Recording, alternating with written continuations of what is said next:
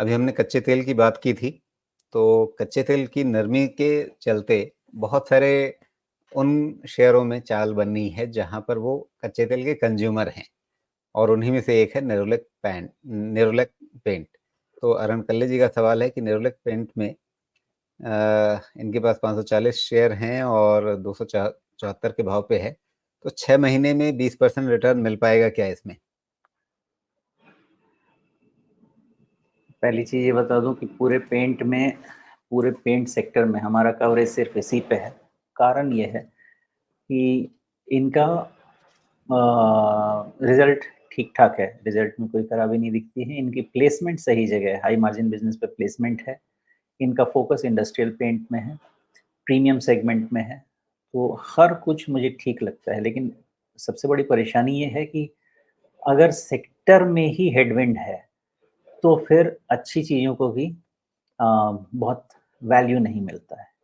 तो सेक्टर में हेडविंड है अभी भी, लेकिन धीरे-धीरे जैसा मैं कंपनीज़ को सुन रहा हूँ, जो उनका व्यू है, second half of this year मतलब अभी मानसून खत्म होने के बाद डिमांड ट्रिगर होने के चांसेस तो हैं। अब डिमांड ट्रिगर होने के चांसेस हैं तो फिर बहुत समय से पेंट के स्टॉक्स चले नहीं। चांसेस हैं कि इसमें थोड़ा बहुत चाल देखने को आपको मिले। समय लगेगा, कंपनी की क्वालिटी पे ज़ीरो डाउट है, किसी तरह का मुझे डाउट नहीं है। जापानीज़ प्रोमोटर है कांसाई नेरोलैक। पैरामीटर्स भी अच्छे हैं। समय की बात है, समय कितना लगेगा इसका नहीं मालूम है मुझे। आपने पूछा कितना भाव मिलेगा, मुझे लगता है कि ये जो डबल बॉटम के साथ जो राउंडिंग बॉटम का स्ट्रक्चर है राजीव जी, ये कभी ना कभी तो कंप्लीट होगा 350 वाला। उसके बाद का व्यू नहीं है मेरे पास, लेकिन वो चीज़ हो सकता है। लेकिन ये भी प्रॉब्लम है कि इतना धीरे चल सकता है कि 3 से 350 होने के लिए भी इसको 6 महीना लग सकता है। ये जी। परेशानी ज़रूर है। अच्छा, ये जो आपने डबल बॉटम कहा वो कहाँ से कहाँ तक है? कौन से वाले बॉटम की बात कर रहे हैं? क्योंकि एक इतने सारे बॉटम इसने बनाए हैं और मैं तो डबल कन्फ्यूज़ बॉटम हूँ। कह लें या डब्ल्यू वाला बॉटम कह लें, तो हाँ, एक लेकिन ये आपका कौन-सा ये जो मार्च 2024 का बॉटम है उस डब्ल्यू को आप देख रहे हैं क्या? एक ले लीजिए आप bottom which is in April 23 around okay, April 23, ये 24 में है आप ओ 2023। Okay, okay. जी, और दूसरा बॉटम फिर जो फॉर्मेशन चल रहा है, जो शुरू हुआ है मार्च 24 से, ये दोनों कंप्लीट होने की सिचुएशन में है। आपने बहुत अच्छा नीचे ट्रेंड लाइन लगाया है, एग्जैक्ट ना भी सही तो एटलीस्ट ये आपको हायर लो का थोड़ा थोड़ा कंफर्ट तो देता है। जी। हाँ, लेकिन ऊपर ये छत भी दे रहा है तो 350 के आस-पास तक ही ये ट्रेंड लाइन ऊपर वाली भी जाती है। हाँ, उससे ज़्यादा मैं देख भी नहीं पा रहा अभी, उससे ज़्यादा समझ में नहीं आ रहा है ये सब। और अगर इसको समझना है तो फिर जैसे बजाज फाइनेंस, बजाज फिनसर्व, ये सब चार्ट को भी देखेंगे ना तो सेम बिहेवियर समझ में आएगा, जहाँ पे बहुत ज़्यादा भीड़ हो जाती है, कॉम्पिटिशन बहुत हाई हो जाता है और वैल्यूएशन बहुत हाई हो जाता है। तो एक लंबे समय जी, तक एक लंबे इंटरवल में बस मूवमेंट होता रहता है। जी।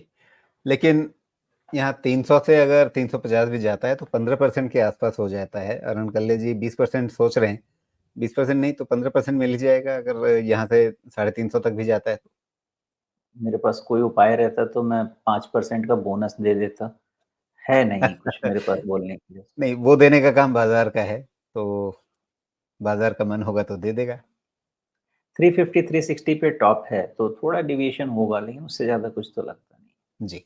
लेकिन अगर 6 महीने के पर्सपेक्टिव से अगर ये यहाँ पे कुछ नया करेंगे, तो रिस्क मैनेज करने का लेवल क्या रखेंगे फिर?